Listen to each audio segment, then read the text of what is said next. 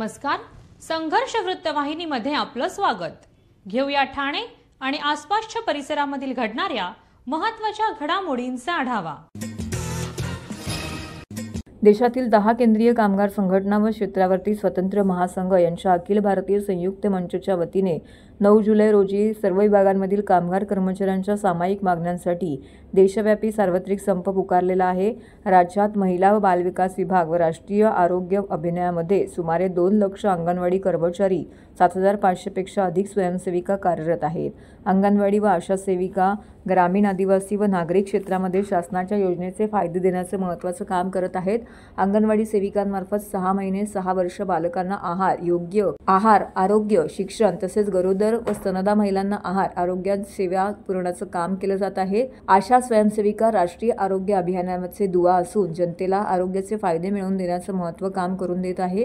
शासन त्यांच्या शासकीय कर्मचारी मानत नाहीत, त्यांना मानधन समजते। अंगणवाडी व आशा स्वयंसेविकांना शासकीय कर्मचारीचा दर्जा देण्यात यावा। THR बंद करून लाभार्थ्यांना ताजा गरम आहार देण्यात यावा। त्यांना दरमहा पेन्शन व सामाजिक सुरक्षेचे लाभ देण्यात यावे। या मागण्या शासनाच्या निदर्शनास आणून देण्यासाठी देशभरातील योजना कर्मचारी 1 दिवसाचा संप करून जिल्हाधिकारी कार्यालयावरती निदर्शने करण्यात आली।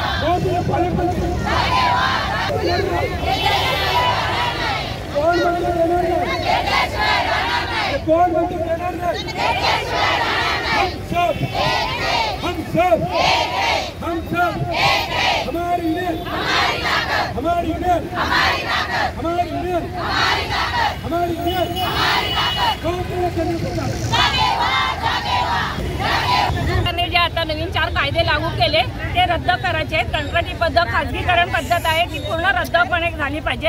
आणि अंगणवाडी कर्मचाऱ्यांना सध्या खूप दडपशाही चालू आहे, ते म्हणजे FRS म्हणजे आम्ही 0 ते 6 महिने ते 3 वर्ष मुलांचा आणि गरोदर स्तनदा मातांना जो THR दिला जातो तो चांगल्या प्रतीचा द्यावा आणि तो चांगल्या प्रतीचा देऊन ते FRS सिस्टम आहे ती पूर्ण बंद करावी, कारण त्याच्याने खूप त्रास होतो।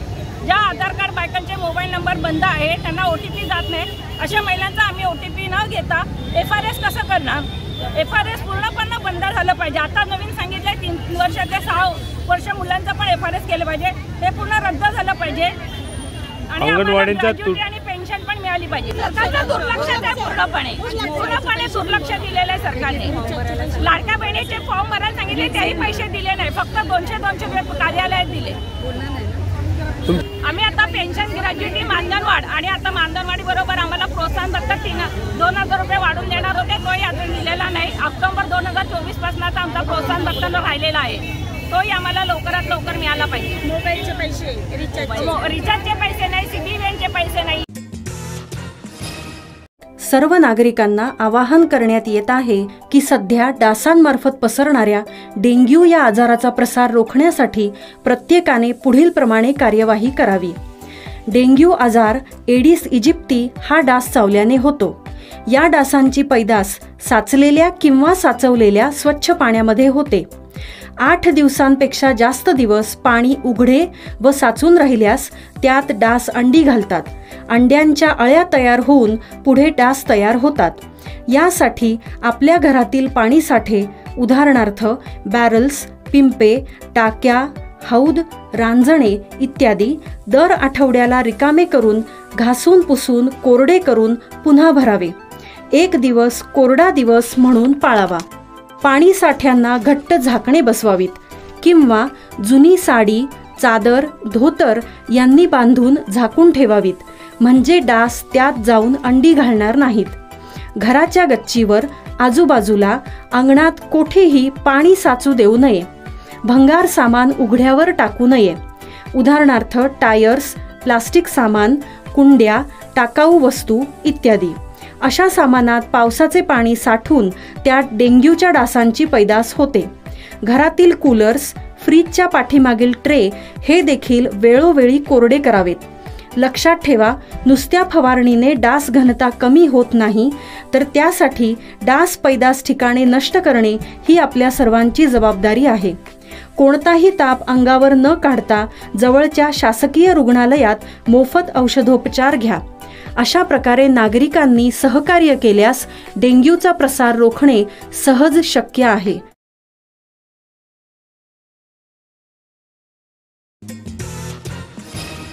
JSW MG मोटर इंडियाने आज ठाण्यामध्ये पहिले MG सिलेक्ट एक्सपिरियन्स सेंटर सुरू करून भारतीय ऑटोमोटिव्ह लँडस्केपमध्ये एक महत्त्वाचा टप्पा गाठला आहे. लक्झरीची पुनर्कल्पना या तत्त्वज्ञावर आधारित हे नवीन स्वरूप मुंबईच्या पश्चिम उपनगरातील आणि त्यापुढील विवेकी खरेदीदारांसाठी कारच्या मालकीचा एक उन्नत अनुभव देण्याचं वचन देते.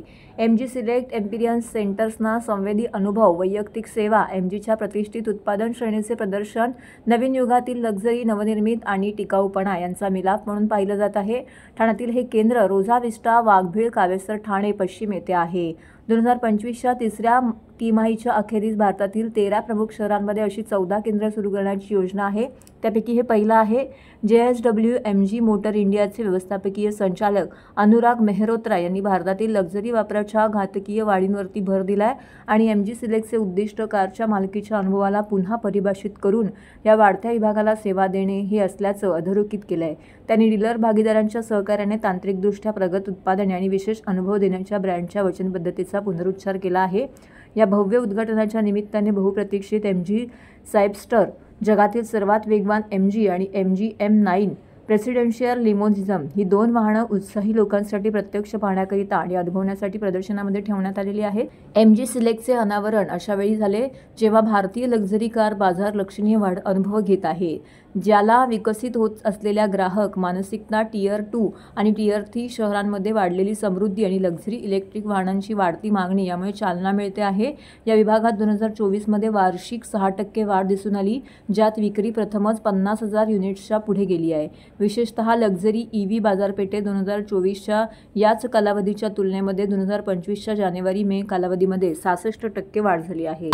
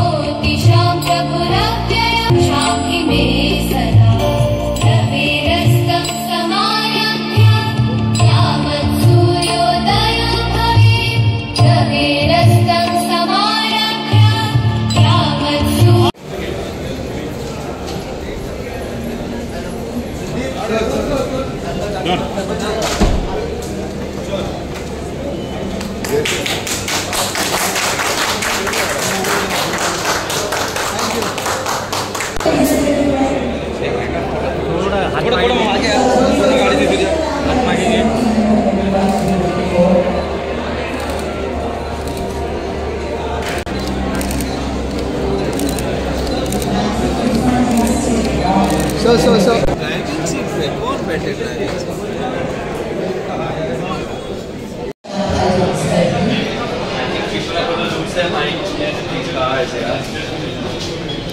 one of our sales managers is completely trained.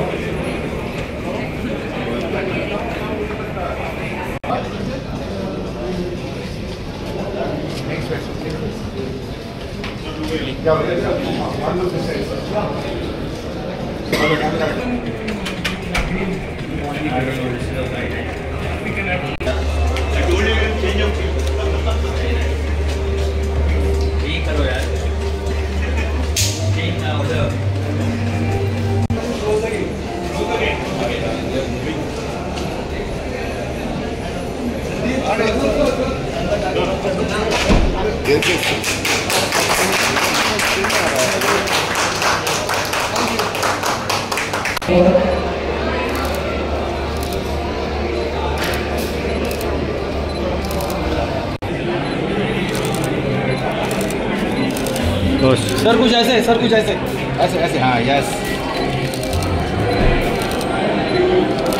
अरे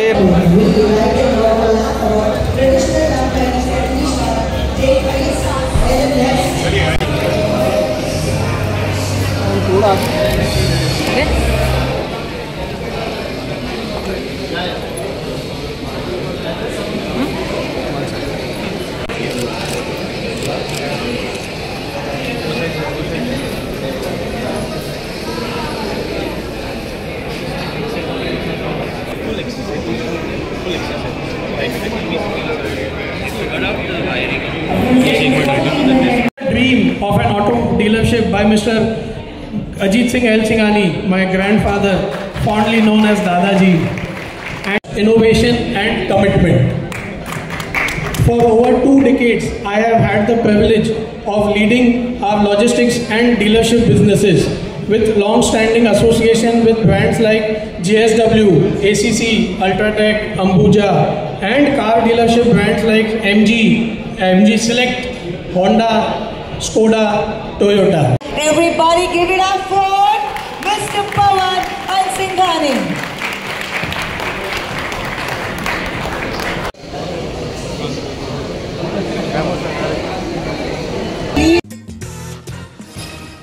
ठाणे महापालिकेचा पुढील लोकशाही दिन सोमवार 4 ऑगस्ट 2025 रोजी आयोजित करण्यात आला आहे. नागरिकांनी ऑगस्ट महिन्याच्या लोकशाही दिनाच्या 15 दिवस आधी म्हणजेच 21 जुलैपूर्वी त्यांचे अर्ज निवेदन महापालिका भवन, नागरी सुविधा केंद्र येथे 2 प्रती सादर करावेत. निवेदन दाखल करताना अर्जदाराने प्रत्येक निवेदनासोबत प्रपत्र 1 सादर करणे आवश्यक आहे. प्रपत्र 1 नागरी सुविधा केंद्र येथे उपलब्ध करून देण्यात आलेला आहे. महाराष्ट्र शासन सामान्य प्रशासन विभागाकडील परिपत्रक डिसेंबर महिन्यापासून लोकशाही दिनाच्या दिवशी नागरिकांचे निवेदन न स्वीकारता निवेदनं 2 प्रतीत लोकशाही दिनाच्या 15 दिवस आधी महापालिका कार्यालयात सादर करणे आवश्यक असल्याचं स्पष्ट करण्यात आलेलं आहे. मुख्यालयातील या लोकशाही दिनामध्ये परिमंडळ लोकशाही दिनात ज्या नागरिकांनी आपली निवेदनं सादर केलेली आहेत तसेच ज्या निवेदनावरती 1 महिन्यापर्यंत कोणतीही कार्यवाही झालेली नाही अशाच निवेदनांचा स्वीकार करण्यात येईल. नागरिकांनी निवेदन सादर करताना परिमंडळ लोकशाही दिनामध्ये मिळालेला टोकन क्रमांक नमूद करणं आवश्यक आहे. अर्जदाराने एका अर्जात एकच तक्रार सादर करावी. एकापेक्षा जास्त तक्रारी असलेला अर्ज स्वीकारला जाणार नाही.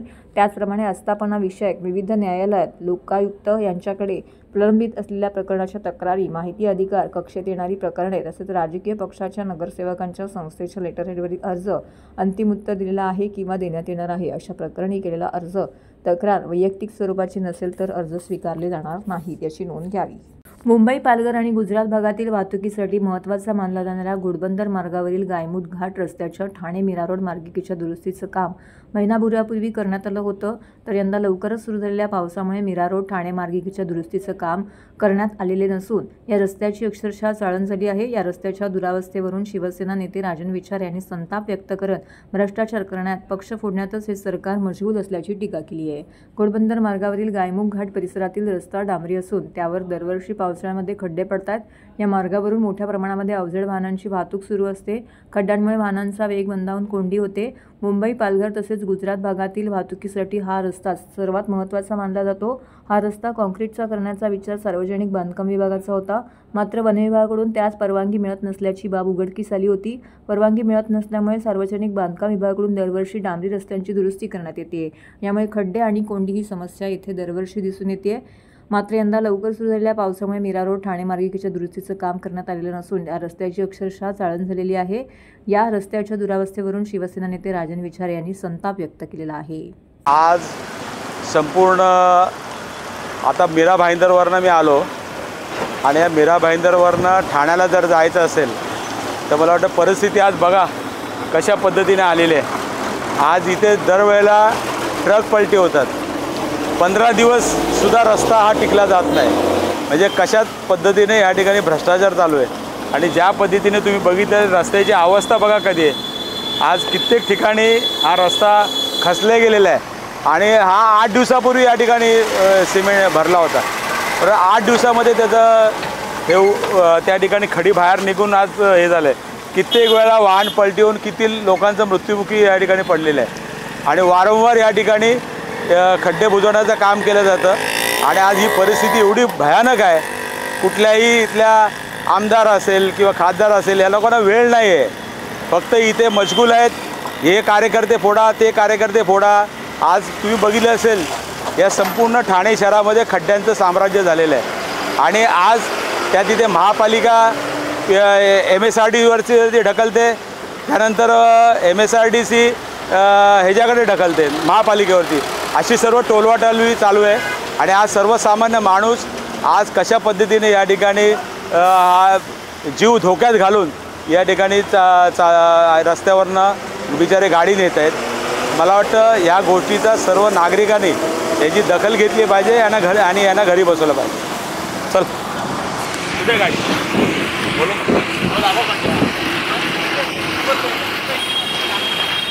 वर्षी उद्घाटन होतं ना. भिवंडी, कळवा, मुंब्रा आणि दिवा भागात सेवा देणाऱ्या टोरंट आणि अदानी या खासगी वीज कंपन्या विरोधात ग्राहकांमध्ये प्रचंड रोष असताना ठाणे, नवी मुंबई, पनवेल इत्यादी भागात सार्वजनिक वीज वितरणासाठी अदानी कंपनी पुढे आलेली आहे.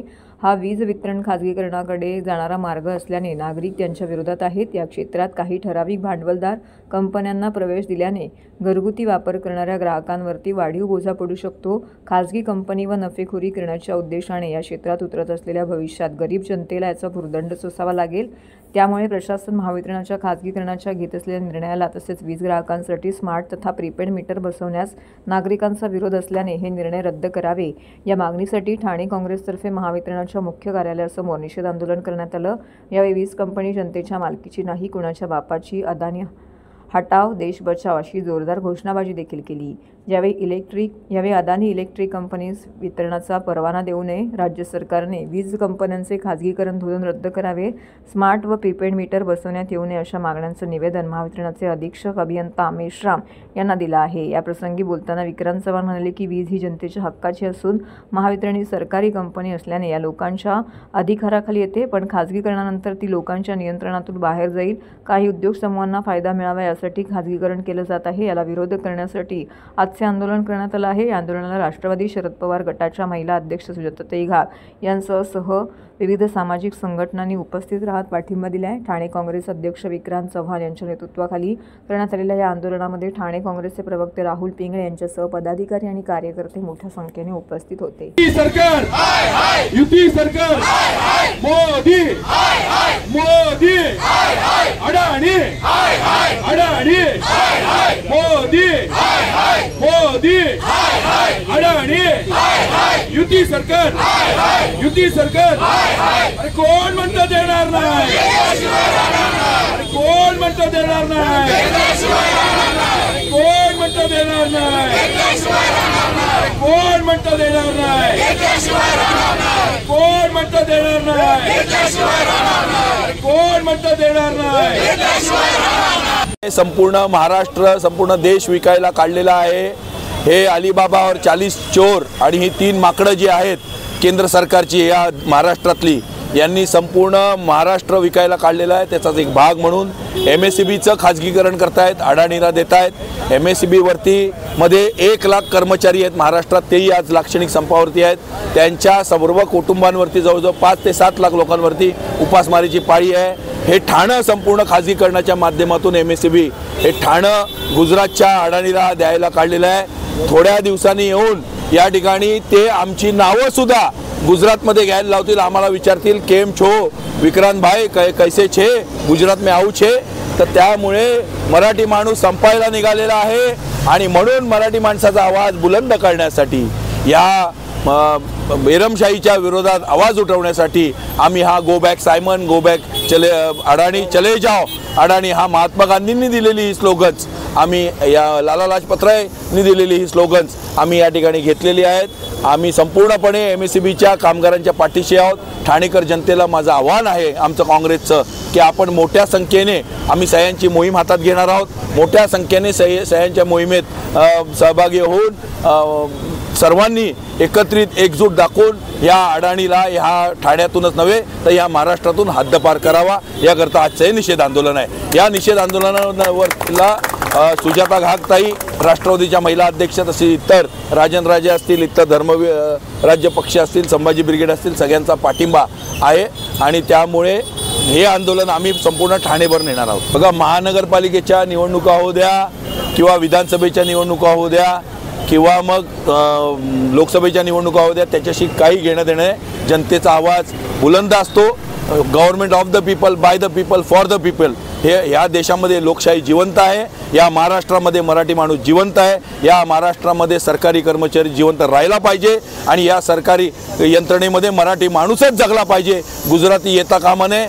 MSEB जर ही खाजगीकरण केलं तर या सगळ्या MSEBच्या कर्मचाऱ्यांना गुजराती आडनाव लावावं लागेल, अडाणी आडनाव लावावं लागेल आणि त्याचा आमचा विरोध आहे. पण गुजरात्यांना महाराष्ट्र द्यायचा ठरवलेला आहे. म्हणूनच काल तुम्ही मीरा भाईंदरला बघितलं कशा प्रकारे 50 खोके एकदम ओके. काल विधान भवनाच्या पायऱ्यांवर बघितलं 50 खोके मर्सिडीज S क्लास ओके. ऐकलं का? फट स्वाहा, फट स्वाहा. तुम्ही बघितलं पट स्वाहा कोंबडी चोर म्हणजे यांची काय अवस्था झाली आहे तर तुम्ही बघाल. कॅन्टीनवाल्याला आज मारलेला आहे. आमचे संजय गायकवाड टॉवेल आणि ह्याच्यावरती बनियनवर खाली उतरलेत. आमदार महाराष्ट्राचे महाराष्ट्र हा आधुनिक महाराष्ट्र, महाराष्ट्र हा पुरोगामी महाराष्ट्र, त्या महाराष्ट्राची हे नेताना हे लोक टॉवेल आणि बनियन म्हणजे टॉवेल गँग, बनियन गँग, चड्डी गँग अशी यांची अलिबाबा आणि 40 चोर झालेली आहे. त्याच्याबरोबर ही 2 माकडं आणखीन आहेत. कळलं काही 3 माकडं मिळून कुछ सुना नहीं, कुछ देखा नहीं, कुछ हो नहीं. अमित शाह इनका बाप है, मोदी इनका बाप है. मोदी इनका बाप हो सकता है, हमारा बाप मोदी हो नहीं सकता. महाराष्ट्र मराठी आदमीचा बाप मोदी होऊच शकत नाही.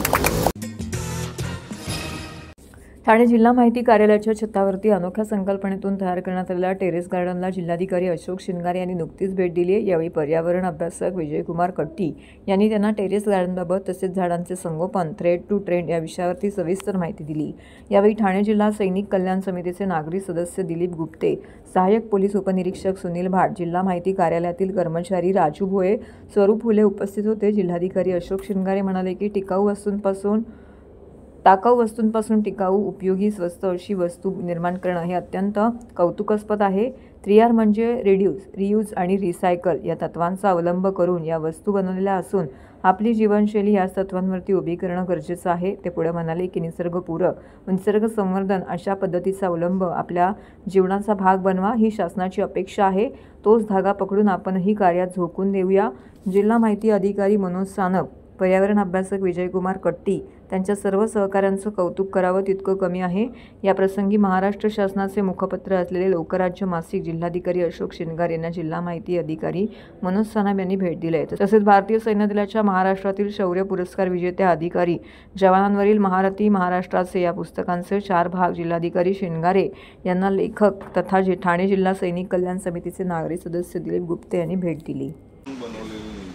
सगळं वेस्ट शोधून आणून बनवलेले हे आपले सेंटिमेंट त्याच्यामध्ये हे आतमध्ये ना आता आमदार म्हणून हे पल्लवीच्या आठवणीत लावलेलं आपलं कमळाचं आणि देवीचं खास आपण त्याला एक हा आपला सेल्फी पॉईंट आहे. जिल्हा माहिती कार्यालय ठाणे, जिल्हाधिकारी कार्यालय ठाणे आणि ठाणे शहरातील सुजाण नागरिक त्यांच्या सहकार्यातून जिल्हा माहिती कार्यालयाच्या टेरेसवर ही वेस्ट टू वेल्थ या संकल्पनेतून साकारलेली उपक्रम, आज त्या उपक्रमाची मी पाहणी केली. खरंच शब्द अपुरे आहेत.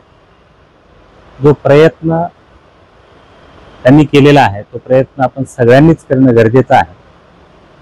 भारतीय संस्कृतीमध्ये वेस्ट टू वेल्थ किंवा त्याला 3R प्रिन्सिपल्स म्हणतो, रियूज, रिड्यूस अँड रिसायकल या तत्वाचा अवलंब करून टाकाऊपासून टिकाऊ निर्माण करण्याची भारतीय संस्कृतीमध्ये असलेली आपली प्रेरणा किंवा आपल्या संस्कृतीमध्ये असलेलं याबाबतचं अधिष्ठान विचारात घेऊन केलेला हा उपक्रम खरंच खूप स्तुत्य आहे. या उपक्रमातून पाश्चात्य जीवनशैलीच्या आधारे चंगळवाद किंवा उपभोक्तावाद या संकल्पनेपासून थोडंसं दूर जाऊन आपल्याला आवश्यक असलेल्या भौतिक आणि नैसर्गिक संसाधनाचा वापर आवश्यक तितक्या प्रमाणातच करावा हा संदेश आपल्याला मिळतो. या उपक्रमाची नोंद युनायटेड नेशन्सनी घेतलेली आहे आणि पुढच्या काही दिवसामध्ये या ठिकाणी त्यांची टीम येईल अशी आम्हाला अपेक्षा आहे. माझं खरं तर ठाणे जिल्ह्यातल्या सगळ्याच नागरिकांना या माध्यमातून आव्हान आहे की एखाद्या गोष्टीच्या भौतिकतावादाच्या पाठीमागे न लागता आपल्याला आवश्यक असलेल्या आणि तुटपुंज्या का होईना परंतु तेवढ्याच साधनसामुग्रीतून आवश्यक असलेली व्यवस्था आपण निर्माण करावी, जेणेकरून नैसर्गिक संसाधनाचाही अतिवापर होणार नाही, त्यांचंही संरक्षण होईल, त्यांचंही संवर्धन होईल आणि पर्यायानं निसर्गाचं संवर्धन आपण करू शकू. खरंच निसर्गाच्या संवर्धनाच्या बाबतीमध्ये आपण आणखी जास्त तळमळीनं जागरूकतेनं काम करण्याची आवश्यकता आहे. आपल्या राज्याचे सन्माननीय मुख्यमंत्री महोदय व सन्माननीय उपमुख्यमंत्री महोदय यांनीही निसर्गपूरक जीवनशैलीवर आपण सर्वांनी शिफ्ट झालं पाहिजे हा त्यांचा आग्रह नवे आदेश यापूर्वीही वेळोवेळी प्रत्यक्षाने अप्रत्यक्ष कृतीतूनही दाखवून दिलेला आहे. माझी आपल्या सर्वांना विनंती आहे की आपण याच जीवनशैलीचा उपभोग करून स्वीकार करून वेस्ट टू वेल्थ या संकल्पनेला आपण पुढे घेऊन जाऊया. धन्यवाद. तर हे होतं संघर्ष वृत्तवाहिनीचं आजचं बातमीपत्र. उद्या पुन्हा भेटू याच वेळी याच ठिकाणी ताज्या घडामोडींसह. तोपर्यंत नमस्कार.